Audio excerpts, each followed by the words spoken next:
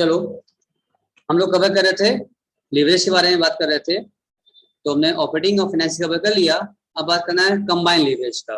तो कंबाइन में कुछ नहीं है, ऑपरेटिंग और फाइनेंशियल दोनों कंबाइन कर लेता है। ये बताता है ओवरऑल रिस्क ये बताएगा, कवर करेगा आपका, यानी दोनों फॉर्मूले को आप कवर कर लीजिए, ऑपरेटिंग वाले का भी और फाइनेंशियल वाले का भी। तो EBIT contribution upon EBIT into EBIT upon EBT आपने किया, जो ये क्या बन इसको कहते हैं हम लोग कंबाइन लीवरेज। ठीक है, कंबाइन कुछ नहीं होता, बस इनको आपस में इंटू कर दिया जाए तो कंबाइन, यहाँ जो दोनों का आंसर आ जाता है उसको भी इंटू कर दो तभी क्या जाएगा, आपका कंबाइन लीवरेज मिल जाएगा। चलो,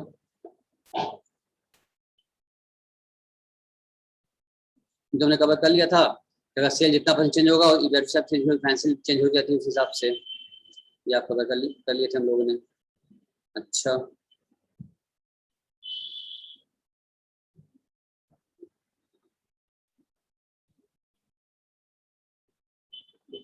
देखो मेन पॉइंट क्या बता रहा है, रिलेशन बिटवीन सेल्स यानी contribution and EBIT can be established through combined leverage. Combined leverage क्या होता है formula, contribution upon EBT, combine हम लोग दो कर जाने के बाद। तो अब अगर हमारा 1,50,000 डिवाइडेड 40 किया, 3.7 टाइम आ गया। ठीक, अब कह रहा है if sales increase by 8% the EBT will increase by 3.75 time. ठीक है ना, therefore that is the इतना 30% हो गया, यानी कि अगर 8% आप बढ़ाएंगे, अगर सेल इंक्रीज करेगा तो आपका ईबीटी क्या हो जाएगा, 3.75 टाइम बाई बार वो इंक्रीज कर जाएगा। इसका इफेक्ट ये होता है। अगर प्रूफ को चाहते हैं, प्रूफ देख लो, अगर एग्जिस्टिंग सेल 2 लाख रुपए का था, रिवाइज करोगे 2 लाख का 8% 2,16,000 हो जाएगा। वेरिएबल कॉस्ट 50,000 था, यहाँ 56 हो जाएगा, ये वेरी करता ही है। ठीक है, आया कंट्रीब्यूशन आपका। उसके बाद फिक्स कॉस्ट दोनों फिक्स रहता है, ईबीआईटी आ गई है। ठीक है, इंटरेस्ट दोनों फिक्स रहेगा, ईबीटी आ गई आपकी। अब चेंज इन ईबीटी चेक करेंगे आप, तो आपको दिख रहा है आपको 30% चेंज आ गया। ठीक है ना, 8% का 3.5 टाइम करो या फिर ऐसे कर लो, बातें कही है। ठीक है ना, उतना आना ही आना है। अब बात करें फाइनेंशियल लीवरेज के लिए प्रेफरेंस के बारे में बात करना है। Where preference shares capital is involve in capital structure, यानी आपने जो कैपिटल बनाया था उसमें प्रेफरेंस शेयर भी आपने रखा है, इसको किया है। There will be payment of fix preference dividend as finance cost of using funds, क्योंकि अब प्रेफरेंस शेयर वालों को भी बगल में परसेंटेज लगा होता है, तो उनको भी डिविडेंड देना ही पड़ेगा। ये भी आप फिक्स कल्चर तरीके से डिवेंचर वालों को इंटरेस्ट देते हैं और प्रेफरेंस वालों को फिक्स डिविडेंड देते हैं, डिविडेंड। फॉर्मेट वही रहेगा, ईबीआईटी अपने इंटरेस्ट लेस किया तो ईबीटी आया, फिर टैक्स लेस किया तो ईएटी आया, अर्निंग आफ्टर टैक्स। फिर प्रेफरेंस है ऑर्डिनरी आपको क्या आ गया, अर्निंग फॉर इक्विटी आ गई। Financial when there is no preference share, जब प्रेफरेंस शेयर नहीं होता है तो अब फॉर्मूला होता है फाइनेंशियल वेज का ईबीआईटी अपॉन ईबीटी। ठीक है ना, लेकिन जब प्रेफरेंस शेयर कैपिटल रहेगा तो ऐसे कैसे फॉर्मूला हो जाता है EBIT upon EBT for equity. और ईबीटी और इक्विटी कैसे आती है, अगर आपको अर्निंग आफ्टर टैक्स दिया है, अर्निंग आफ्टर टैक्स दिया है तो आपको कौन करना पड़ेगा, फॉर इक्विटी 1 माइनस टैक्स करना पड़ेगा। क्यों, क्योंकि देखो ध्यान देना, जो डिबेंचर या लोन पर इंटरेस्ट देते हैं उस पर हमको टैक्स बेनिफिट मिलता है, क्योंकि वो एक अलाउ एक्सपेंसेस है, हम प्रॉफिट लॉस में डेबिट करते हैं। एक बार बताओ, इंटरेस्ट देने के बाद टैक्स लगता है या इंटरेस्ट देने से पहले टैक्स लगता है? इंटरेस्ट देने के बाद जो प्रॉफिट बचती है उस पर टैक्स लगता है। इसका मतलब कि टैक्स बेनिफिट में हो गई। अगर 5 लाख की प्रॉफिट है, 1 लाख का इंटरेस्ट है, इंटरेस्ट करोगे टैक्स लगा 4 लाख पर, टैक्स बेनिफिट हुआ ना। अगर प्रेफरेंस डिविडेंड की बात करें तो प्रेफरेंस डिविडेंड देने के बाद टैक्स लगता है या प्रेफरेंस डिविडेंड देने से पहले टैक्स लगता है? हाँ सोच लो, पहले लगता है। तो बात समझ में आ गई क्या, इंटरेस्ट का हमारे कैपिटल स्ट्रक्चर में डेब्ट या डिबेंचर का और प्रेफरेंस शेयर का क्या रोल है, बात समझ में आ रही है? अगर डिबेंचर जारी करते हैं हम लोग तो उसमें इंटरेस्ट जो पे करेंगे उस पर क्या मिल जाएगा, टैक्स बेनिफिट, टैक्स सेविंग मेरी हो जाएगी, क्योंकि वो इंटरेस्ट लेस हो जाएगा और उसके बाद तब टैक्स देना पड़ेगा, टैक्स बच जाएगा, टैक्स कम देना पड़ेगा। इसका मतलब अगर इंटरेस्ट दिए इंटरेस्ट क्या हो गया, थोड़ा कम हो गया। लेकिन अगर प्रेफरेंस शेयर जारी करते हैं तो प्रेफरेंस शेयर में क्या होगा, क्या प्रेफरेंस शेयर का डिविडेंड देने के बाद, प्रेफरेंस शेयर डिविडेंड देने के बाद हमको टैक्स देना पड़ता है, पहले पहले देना पड़ता है हमको। इसका मतलब यहाँ टैक्स बेनिफिट मिला, कहाँ रह गए, कहाँ रह गए? अच्छा ठीक है, ठीक। तो बात समझ में आई कि बात ये अंतर था कि अगर आप फिर रिपीट कर रहे हैं, अगर आप इंटरेस्ट ये डिवेंचर जारी किए अपने कैपिटल स्ट्रक्चर में, इसलिए बनता है कि इक्विटी का प्रेफरेंस रहेगा और डिवेंचर का, जब दोनों ही फिक्स हैं तो क्यों दोनों शामिल करते हैं, वजह यही है टैक्स बेनिफिट। डिवेंचर पर इंटरेस्ट दोगे तो क्या मिल जाएगा, बैंक लोन पर इंटरेस्ट पर टैक्स बेनिफिट मिल जाएगा, टैक्स मिल जाएगा आपको, लेकिन इधर नहीं मिलेगा। पहले टैक्स दे दीजिए, उसके बाद जो पैसा बचा उसको क्या भरना पड़ेगा आपको, ठीक है ना। वही बता दिया कि निकालना होगा आपको, करना VIT upon earning after tax, ठीक है, for equity upon one tax करना पड़ेगा आपको, क्योंकि टैक्स से बात था वो, तब आपको मिलेगा आपको ये इसका रिस्क। या इसको ऐसे भी कर सकते हैं फॉर्मूला में कि फाइनेंशियल लिवरेज निकालने के लिए EBIT upon EBIT minus interest minus preference dividend upon one minus tax करना पड़ेगा, क्योंकि तब दिए और टैक्स के बाद दिए थे, बिफोर करना पड़ेगा आपको, तब इस बार आप दे सकते हैं। एग्जाम्पल है, ये हमने आपको फाइल सेंड कर दिया, इसको आप आराम सॉल्व कर लिया, कोई दिक्कत नहीं होगी सॉल्व करने में, आपको एकदम सेम तरीके से समझाया है वही है।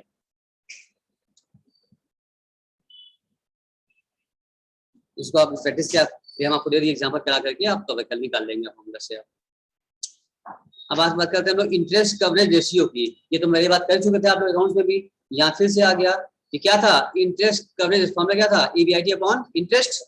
ये भी टाइम में आता है, चेक करते हैं ना कि कितना उसका, अच्छा जितना अधिक आएगा उतना क्या जाएगा फायदे में, उतना रिस्क कम है। क्षमता है पेमेंट करने की, जैसी मान लो जैसी पोजीशन क्या होगी 60 लाख की है, ठीक है ना, ईबीआईटी और 40 लाख का क्या है इंटरेस्ट है, तो क्या आ गया 1.5 टाइम में आ गया। अगर रिवाइज कर दो 80 कर दो 6 हो गया, यानी कि इंटरेस्ट कवरेज रेशियो शोज क्या शो करता है, interest coverage ratio shows the coverage given to annual interest cost by operating profit of the concern in above case this coverage improve from 1.5। समझ में आ रही है, जैसे मतलब बदलता जाएगा, यानी कवरेज देना देखते हैं हम लोग कि इंटरेस्ट का पेमेंट का क्या क्षमता है इनकी, ईबीआईटी अपॉन ईबीटी करके, जो हमने सिखाया था आपको ना छाता रेशियो, जो आप याद होगा आप लोग को। हाँ, और आप इंटरेस्ट पे ना कर पाए, आपकी इतनी अर्निंग नहीं है इंटरेस्ट पे कर पाए तो ना लोन पास होगा आपको नहीं, तो आपकी इंटरेस्ट पे की क्षमता भी देखी जाती है, कितने टाइम में आ रहा है, 2 गुना 3 गुना 4 गुना 5 10 गुना, जितना है उतना ज्यादा अच्छा है,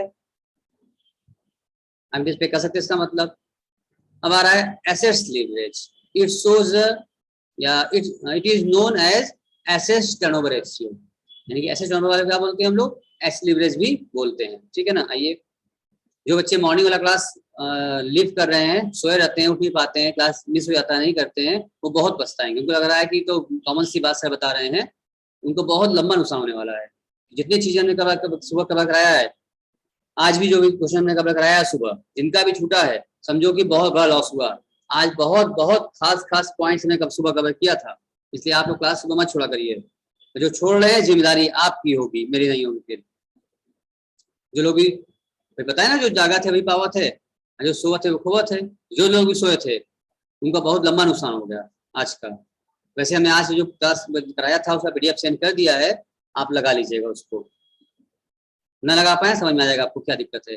बहुत शॉर्ट सा क्वेश्चन था मगर बहुत ही इंपॉर्टेंट था, उस टाइप का ही आता है, वो आप छोड़े सुबह आज जो लोग भी क्लास नहीं किया सुबह। आइए, अब टाइम कम बचा है बेटा, उठो और पढ़ो थोड़ा सा, समय तो पढ़ने पर, लास्ट मोमेंट है। क्या बोलते हैं, अंत भला तो सब भला, अब तो तुम क्या किए उससे कोई मतलब नहीं है, अगर इस समय सब अच्छा हो जाएगा तो बाकी सब अच्छा माना जाएगा।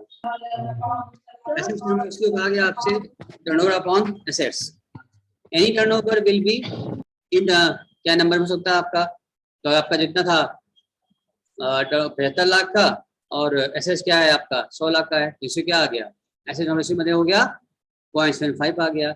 Every ₹1 invested in assets generate a sale value of 75 का संबंध हो गया। एसेट्स तुलना करें टर्नओवर सेल का। अब आया आपका कैपिटल स्ट्रक्चर, जो कि अभी हमने 2 दिन पहले कवर किया था, फिर भी रामेंद्र जी ने कहा था सर छुरी इसका आप हमको लिखवा दीजिए, नोट करा दीजिए, तो वो भी हमने नोट कर लिया ताकि इनको आराम हो जाए। ठीक है रामेंद्र, यही तो बोले थे ना। Yes sir. The suitable capital mix, debt और इक्विटी, सुटेबल मतलब 2:1, जानते ही हो। Debt equity mix is use in capital provide maximum EPS, यानी कि लोग क्या चाहते हैं कि मेरा अर्निंग क्या हो जाए, मैक्सिमम हो जाए। अच्छा, जो हमने क्वेश्चन होमवर्क कराया था आप लोगों को दिया था, 3 केस बना था, उसमें हमने कहा बताओ कौन से 1 लाख रुपए किससे फाइनेंस करा लें जिससे कि ईपीएस ज्यादा हो जाए। आपने किया उसको, छोड़ दिया था? अभी याद आ गया हमको, होमवर्क दिया था हमने आपको कल, एक होमवर्क था हमारा। क्यों आज था? अर्चिता करी होगी, छोड़ दी, लीव कर गई, इसीलिए मैम तुम लोग डाल रही थी आज। तुम लोग कुछ कर ही नहीं रही हो, क्या सोच रही हो कि बिना मेहनत किए फल मिल जाएगा? खैर नहीं, क्यों कर लेना। देखो ये मिक्स यूज करते हैं, प्रोवाइड द मैक्सिमम ईपीएस और maximum value for equity share holder. ठीक है, ऐसे ही मिक्स तैयार की जाती है, जो मैं आपको एग्जांपल समझाया भी था कि कभी प्रेफरेंस शेयर, डिबेंचर, इक्विटी सब मिलाया था हमने, कभी ये कम कभी वो ज्यादा, ताकि कैपिटल मिक्स ऐसा तैयार करो जिससे क्या हो जाए, शेयर होल्डर की वेल्थ बढ़े और इससे भी क्या रहे, मिनिमाइज रहे। The business generate operating profit, the operation profit per rupee amount invested in the business. ठीक है, normally the sum hence additional investment in the business will generate the profit at existing rate. Finally, we check it on various capital mix and decide suitable capital mix. हम check कर सकते हैं। अभी last class में कल या परसों में कराया था ना, कई केस बनाया था हमने। 10 लाख चाहिए था कि मैं कैपिटल पूरा, हमने 5 लाख इक्विटी लिया, 2 लाख रुपए प्रेफरेंस लिया, 3 लाख डेट लिया, फिर चेंज कर दिए, फिर 3 लाख रुपए इक्विटी लिए, 4 लाख रुपए डेट लिए, चेंज की तरह। इसे आप चेंज करके देख सकते हैं कि ईपीएस किसका ज्यादा रहा है, और ध्यान रहे डेट इक्विटी क्या रहना चाहिए, 2:1। इससे ऊपर जाएंगे तो क्या हो जाएगा, ट्रेडिंग इक्विटी अच्छी होगी लेकिन रिस्क भी बढ़ जाएगा। Slightly change in profit will decrease the more loss to share holder. ये ध्यान रखिएगा आप लोग, ये हमने केस करा के बता भी दिया था आपको, वो लिखवा भी दिया हमने आपको। फिर क्या आ रहा है सर, आ गया अब इकोनॉमिक वैल्यू एडेड। हम लोग आ चुके हैं पेज नंबर 15 तक आ चुके हैं, शायद 13 हमने आपको भेज दिया था, इसके बाद का हम आपको भेज देंगे। अब हम लोग आ रहे हैं इकोनॉमिक वैल्यू एडेड पर हम लोग आ चुके हैं। ठीक है, इसको ऐड करना होगा हम लोगों को, इकोनॉमिक वैल्यू एडेड ये क्या होता है सर, इस टॉपिक समझना होगा हम लोगों को। खैर तभी यही नया टॉपिक है, अब इसको कल शुरू करेंगे। फिलहाल यहाँ तक जो है, जो भेजे हम आप लोग तक, ये आप लोग कवर कर लीजिएगा, यहाँ तक आप लोग बनाकर अच्छे से रख लीजिएगा बात को, ठीक है। सर कैपिटल स्ट्रक्चर का भी नहीं आया है। ये नहीं आया है, अच्छा ठीक है, जहां तक गया हाँ उसके बाद, हाँ यहाँ तक गया होगा आपको यहाँ तक, इसके बाद का भी हम और भेज देंगे। लगभग ये 50-60 पेज का हमारा ये हमने लिखा हुआ है, बनाया है फाइल, उसको एक एक करके हम पार्ट वाइज भेजते जाएंगे तो पूरा आपको मिल जाएगा और सारे नोट अच्छे तैयार हो जाएंगे। आपको एक एक पॉइंट समझ आइए, इसमें बहुत कुछ दिया हमने भी, जब है ना, इसमें एक एक पॉइंट करके खास खास जो चीजें जानते हैं वो पूछे जाते हैं, वो सब हमने कवर कर लिया है। बहुत खास, बहुत इंपॉर्टेंट सिलेक्टेड पॉइंट सब इसमें है हमारे, इसको सब हैंड रिटन हमारा है, कहीं से फोटो बुक नहीं लिया हमने, सब हैंड रिटन है, इसको कवर कराया है एग्जाम्पल के साथ। अच्छे से आप लग जाइए, कुछ दिन समय लास्ट बचा है तो सब अच्छा अच्छा हो जाएगा आप लोग का, ठीक है। Yes sir.